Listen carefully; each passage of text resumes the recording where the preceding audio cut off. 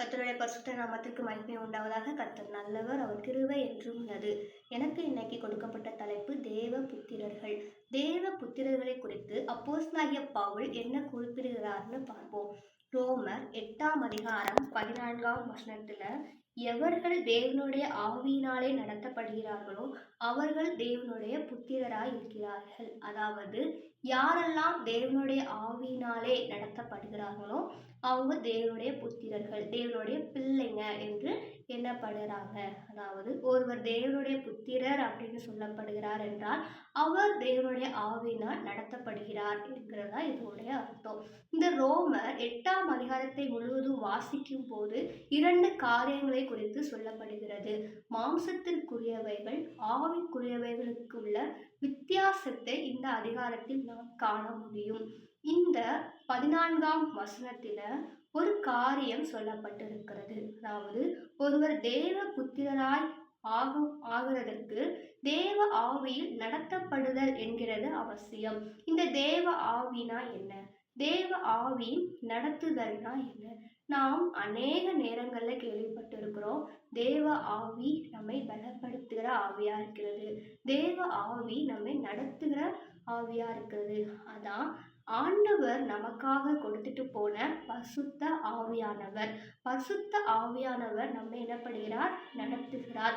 பரிசுத்த ஆவியானவரால் ஆவியில் ஒருவர் நடத்தப்படுகிறார். அதுதான் இந்த இடத்துல தேவ ஆவியினாலே நடத்தப்படுதல் அப்படின்னு குறிப்பிடப்பட்டிருக்குது. பரிசுத்த ஆவியானவர் எதின்படி ஒருவரை நடத்துகிறார் அப்படின்னு பார்க்கும்போது ஆவிக்குரிய காரியங்களில் நடத்துகிறார். ஆவிக்குரியவைகள் அப்படின்னு பார்த்தோம்னா அதான் ஆவியின் கனிகள். ஆவியின் கனிகளை பற்றி சொல்லும் போது அது தேவ ஆவியின் குணா அதிசயங்களை குறிப்பிடுகிறது. அதைத்தான் கலாத்தியர் 5ல் அன்பு, சந்தோஷம், சமாதானம், நீடிய பொறுமை, தயவு, நற்குணம், விசுவாசம், சாந்தம், இச்சையடக்கம் அப்படின்னு சொல்லப்பட்டிருக்கிறது.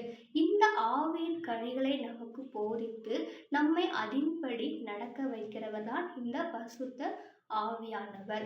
பரிசுத்த ஆவியானவர் எப்படி நம்மை நடத்துகிறார், இதை எப்படி நமக்கு கற்றுக் கொடுக்கிறார், எப்படி நம்மோடு இருக்கிறார் என்று பார்த்தோம்னா அநேக வசனங்கள் சொல்லப்பட்டிருக்கிறது. அவர் மெல்லிய காற்றினால் பேசுகிறார், அக்கினியினால் பேசுகிறார், வார்த்தையின் மூலியமாய் நம்மோடு பேசுகிறார், ஊழியக்காரர்கள் மூலியமாய், பாடல்கள் வழியாய் ஆவியானவர் நம்மோடு பேசுகிறார். அதான் வசனம் சொல்லுகிறது, நீங்கள் அல்ல உங்களிடத்தில் இருக்கிற தேவ பரிசுத்த ஆவியானவர் தாமே என்ன பண்ணுகிறார்? பேசுகிறார். அவர் பேசுகிற தேவனாய் இருந்து நம்ம என்ன பண்ணுகிறார்?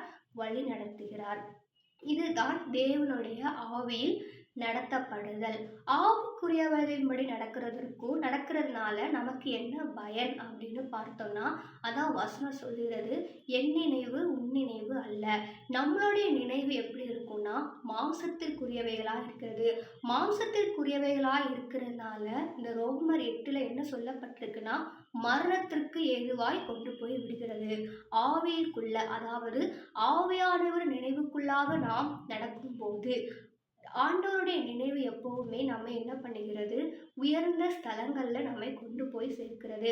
அவருடைய சித்தத்துக்கு, அவருடைய நினைவுக்கு நாம் நடத்தப்படும் போது நாம் உயர்ந்த இடங்கள்ல என்ன பண்ணுகிறோம்? வைக்கப்படுகிறோம். அது மாத்திரம் இல்லாம சமாதானத்துக்கு ஏதுவாக நாம் இருக்கப்படுகிறோம். ஓகேவா?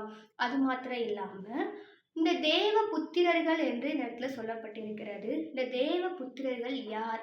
யார் தேவ புத்திரர்களாய் மாற முடியும் அப்படின்னா யார் தேவன் நமக்கு கொடுத்திருக்கிற சுவிகாரத்தை, அதாவது சுதந்திரத்தை நாம் பெற்றுக்கொள்கிறார்களோ அவர்கள்தான் தேவனுடைய புத்திரர்கள். என்ன சுதந்திரம்? அப்பா பிதாவே என்று கூப்பிடத்தக்க புத்திர சுவிகாரத்தை என்ன பண்ணியிருக்கார்? நமக்கு கொடுத்திருக்கிறாரு. அந்த சுவிகாரத்தை நாம் பெற்றுக்கொள்கிறோம் என்றால் நாம் தான் அந்த தேவனுடைய புத்திரர்கள். இப்போ இந்த தேவ புத்திரர்கள் என்று சொல்லப்படும் போது நாம் தேவனுக்கு நம்மை ஒப்பு கொடுத்து நாம் அவருடைய பிள்ளைகளாய் நாம் மாறும்போது நாம் தேவனுடைய புத்திரர்களாய் மாறப்படுகிறோம். தேவனுடைய புத்திரராய் நம்மை ஒப்பு கொடுக்கும் போது நாம் தேவ ஆவியினால், அதாவது பரிசுத்த ஆவியானவரின் ஆவியின் வழிநடத்தலினால் என்ன பண்ணுகிறோம்? நடத்தப்படுகிறோம். கர்த்தர் தாமே உங்களை ஆசீர்வதிப்பாராக. ஆமென்.